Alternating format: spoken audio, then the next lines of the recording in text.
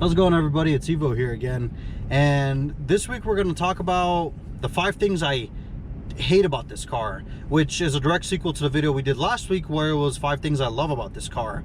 And I gotta stress this, before we start the video, it is really hard for me to find anything I hate about this car. And I guess you can be like, oh well, you think it's the best car, you're biased. I mean, I guess, but I love this car, and it's honestly, it was really hard for me to find things I hate about it. So this isn't really 5 things I hate, this is more like 5 things that bug me from day to day. So yeah, let's go ahead and start with the first thing. So number 1 on our list is the interior materials. I told you guys I was really starting to nitpick this stuff, and I mean, let me flip the camera on and I'll show you guys what I'm talking about. So as you guys can see, it's like I said, it's kind of hard for me to find anything that I don't like about this car, because since I've owned it, I kind of like a lot. But for example, like all these plastic, it's all plastic, and the cup holders right here. I mean, you put a drink right here, excuse me, most of the time, like if you get something like, let's say from Starbucks, when you take a corner, if you accelerate, it spills out because it sits crooked. And I mean, this thing already isn't very flexible. Now if you do this, it's even worse. To put 2 things, look at this. I mean, this is just, this is just stupid. It's stupid that you're buying a car that originally was like 50, this car's MSRP was 57.5 with all the options it has and whatnot, and it's stupid. And you get plastic cup holders. I mean, yeah, I guess this is the, this is the budget Porsche, but I mean, come on, really? Like, plastic everywhere.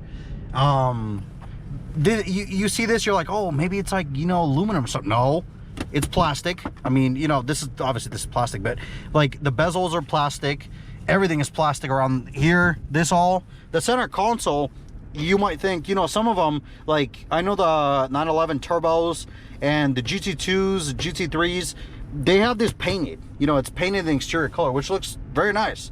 Here it's just plastic. I mean, and it's starting to have problems. You could see right here. I'm planning on having this redone, maybe by a paint guy that I know, but we're still trying to figure out the details, because this is like, there's like a rubber coating on it, so we'd have to strip it all off. I don't know yet, but this will get painted in the Arctic silver metallic that the car is painted in on the outside.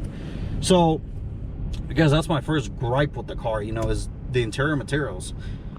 Now the second thing that I want to complain about to you guys, and first world problems, we're sitting in a Porsche and I'm complaining, but the second thing is I guess like the price of aftermarket things for this car. And hold on, before you tell me in the comments, well, everything aftermarket's expensive on any car. Well, if you put this next to a Camaro and you buy an exhaust for a Camaro, you could probably buy like a whole exhaust for like $1,000 maybe. On this, to buy a full exhaust, and it seems like from what I looked, the most reputable company is FabSpeed, it's about $2,000. $2,000, $2,500, $3,000 for an exhaust. And the only reason that it's that much is because that's the only company that really does exhaust for these cars. I mean, yeah, you can go with the cheap eBay stuff, but I've heard good and bad things, primarily bad things, and I don't really want to, like, go with that. But that's kind of why, that's what number 2 is, and it's really nitpicky to say it. And I mean, it's not really something I hate, but it just seems like everything on this car is expensive. And the reason for that is because of this. You have this, even though it's a baby Porsche, it's still a Porsche. So everything you buy is expensive. But that's not, I don't know, maybe I should just take that off the list. I don't know. Nah, I'll leave it. You guys can make fun of me in the comments, but I mean, it's just stuff like that. You want to buy like an aftermarket intake, it's like $550 from FabSpeed. Does it add anything to the car? Not really. Maybe like a horsepower, but it sounds the same. It doesn't really give you more induction noise, because all you got to do is do that free disc snorkel mod on these cars. And if you don't know what I'm talking about, Google Porsche 986D snorkel. It's just like the side vent right here that I told you guys is the intake. You just remove the vent, and inside there's like this black tube, a snorkel. You remove that, and then it's supposed to like give you like 1 horsepower or something. I don't really think so, but it makes it sound cooler. It, like, you hear the intake more. So I guess. But yeah, I mean, let's go ahead and move on to the third part. Now, number 3, and this one's kind of hard because it's what I want to really, you know, talk about on this part is the stigma of this being the poor man's Porsche. Oh, you couldn't afford a 911, so you bought a Boxster. Oh, the Boxster's not really a real Porsche. It's just, you know, a sports car wanting to be a Porsche. And to all those people that say that, I say F off, because this car is fantastic. I mean, you know, I'm not sure how true it is, but I believe somewhere out there somebody said that a spokesman or an engineer from Porsche said that if they wanted to, they could make the Cayman, or, you know, the hardtop version of this car, faster than a 911 around a track. The Cayman GT4 has the potential to be faster than a 911 GT3 around the track. But will they do that? No, because it's, you know, the 911 is a flagship car. And don't think I'm hating on the 911. The 911, and I love those cars. I'll probably get one after this. But what I'm saying is, there's a lot of people out there that have the stigma of, oh, you drive a Boxster, so you're less than me. My Porsche's better than you. It's like, why? Like, who cares? We both drive Porsches. This car drives, you know, completely different than a 911 does, because it's, one, it's smaller, it's mid-engined. The 911 is bigger and it's rear-engined. So they're completely different cars, I mean, technically. But it's just that stigma of, oh, you don't have a 911? Well, what do you, why, you know, you don't drive a Porsche. Well, you know, the newer Boxsters / Caymans, like the GT4s or whatnot, are more respected. So that stigma's kind of gone. But when this car was out, the 986, especially since this was like the newest, you know, Porsche had never done something like this. This was seen as like, oh, the baby Porsche. It's kind of, you know, like the stigma with the 944. Oh, it's not a 911, so it's not as good. Well, you know, to those people, I say they're wrong, because this car's fantastic. And I've, you know, you guys have heard me talk about it enough how much I love this thing.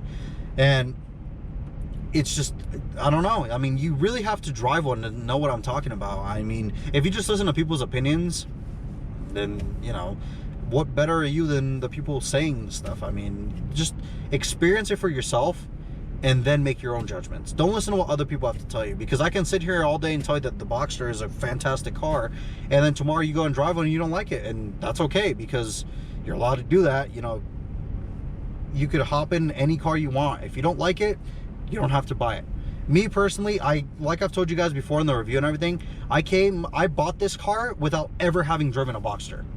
So I basically took a gamble. I was like, hey, if I don't like it, you know, I'll fix it and I'll just flip it, I guess. I'll sell it. But I really like it. I love this car. It's fantastic. And it's, you know, it sucks that there are people out there that have that mentality of, well, you don't drive an 911, so you're not as good as me. Well, you know, like I said, F off. Who cares? We both drive Porsches. We both have, you know, our cars are completely different, but they're both great cars. So, yeah. Sorry about that little rant. That's just one thing that really pisses me off about this, you know, about owning this car. But let's go ahead and move on to the fourth. So, number 4 on this list, and this is very nitpicky, is the interior space. So, you know, some of you may know if you've watched my videos before this car, I used to have a 2007 Mercedes S550, and going from that car was massive. You know, there's loads of space. You could just basically sleep in there.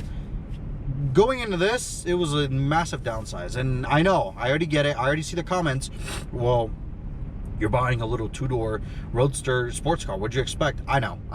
But I'm just saying, if you're a taller person, you're gonna have a bad day in this car. Like me, I have good enough headroom, but my seat, the seating position, is all the way back. I mean, you can't go further back than this. It's slid all the way back and it's reclined all the way back, and that's it. And it's, you know, moved all the way down. You can't go up. I mean, you could go up, but that's it. That's the maximum amount of space you can have, and it sucks. But what are you gonna do? I mean, you know, that's what this car is. This car is a nimble little car, and it's made to, you know, go to be fun. It's like a go-kart, and I sort of have accepted that. The more I drive this car, the more, you know, I've owned it longer. But at first, when I got in it, I was like, oh crap, what did I buy? I don't like this.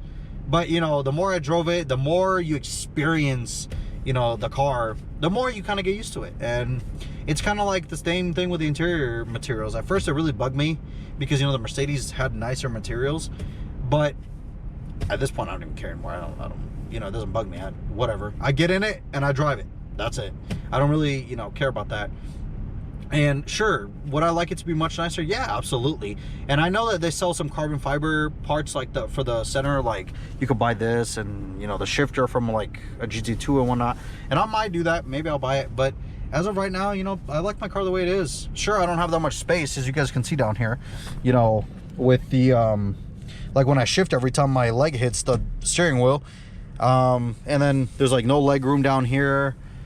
But you know, this isn't a kind of car you take on a very long road trip. I'm just gonna tell you that right now. You don't drive this from here to New York, where I live in Nevada. So from Nevada to New York, you don't do that because it's uncomfortable. You know, these seats aren't comfortable for long road trips. They're okay to go around town and zip around, you know, maybe throw it around a track for a lap or two. But, and mind you, these seats are the regular seats. You could have had the sport seats, and I'll throw in a picture right here so you guys can see. Those are from like basically the 911 Turbo or from the GT2. So they're hard back seats. They're like race seats that have more bolstering and, you know, I mean, I don't know. I've never sat in any of them, but I'm assuming they're a lot rougher than these are, you know, being sport seats by the nature of it. So yeah, that's basically number 4. And I know it's very weird and nitpicky, but that's just kind of how, you know, I told you guys it was really hard for me to find anything about this car. And I'm gonna transition from 4 to number 5 because they kind of go in hand. So number 5 is, you guys really gonna laugh at this one. It is the crammed engine compartment. Now, let me explain before I, you know, before you guys throw me in the gutter. To access the engine, as I've told you guys, you kind of have to, like, you open the side, or the roof opens like halfway, then you have to like open this whole engine back. This piece comes out. It's like a carpet piece. You just kind of unbolt and it all comes out and you reach the motor. Well, just because you do that doesn't mean that you can access everything. It's really crammed in there. I kind of feel like this car was built around the motor, if it makes sense, you know what I mean? Because the motor is massive. I mean, the 3.2 is huge. It fits in there just barely. And they really made it fit in there. Porsche really, you know, made it fit into the engine compartment. So, yeah, I mean, it's very crammed in there. So doing any kind of work, like when I did the air oil separator, you kind of have to work from up top and up and through the bottom, you know, because you can't really reach that many things. To do any kind of major stuff on this car, you got to drop the motor. And I've heard it's not that difficult to drop this engine because, you know, Porsche kind of originated from the Beetle. And, you know, as you guys may know, the Beetle, it's like, I've heard it's like, I think it's like 4 bolts on the subframe, you drop the whole motor. So it's pretty easy to do that. But I'm not saying this is a Beetle, I'm just saying that it kind of originated from that. So I've heard it's pretty, you know, it's not a difficult thing to drop the motor out. You just unplug everything that's connected to the body, obviously, you know, all the hoses and everything and connections, and then you just undo the bottom of the subframe and you just drop the motor out. So, you know, I'll probably end up doing that when I do the clutch on this car and whatnot, and we'll see how that is. I'll probably film that. That's going to be very interesting. Hopefully I have a, you know, I have my lift set up in a shop somewhere, because I'm not doing that at my house. I can't even imagine how I would drop the motor on jack stands. That's I don't even know that's possible.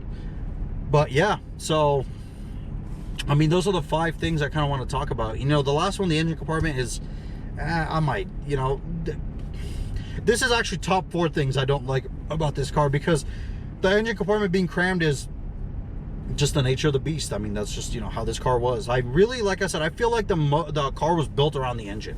They designed the motor and they put it in the middle of like a room, and then they just built the car around it because they made it fit. So I don't know how the regular Boxsters with the 2.7 are. I'm assuming they're about as big as this motor, and, you know, it's just smaller displacement. But I don't know. I've never, you know, worked on a non-S Boxster. I've only ever worked on mine, which, you know, is the S. So I appreciate you guys watching this video. Let me know in the comments what you guys think about these 5 things that I hate. And like I said, hate. These are just things that bug me, that I've noticed. I don't really hate these things, but let me know what you guys think about in the comments. Or, you know, next video I'm thinking about doing a review on another vehicle that I have, that I might get access to, we'll see. So that should be pretty interesting. Change it up a little bit, you know, from the regular Boxster stuff. And I think if I don't end up doing that, the next video we really are gonna do is I'm gonna tell you guys, you know, how I bought the car, where I got it from, what it looked like when I got it, and all the stuff that's gone into where it is now. So I really appreciate you guys checking out this video. Let me know in the comments, like I said, what you guys think about the Boxster, about the things I don't like about it. If I know there are a few people that actually follow the channel and they own Boxsters, so let me know if you guys have seen the same things as I do. But yeah, you guys all have a great day, and I'll see you guys in the next video.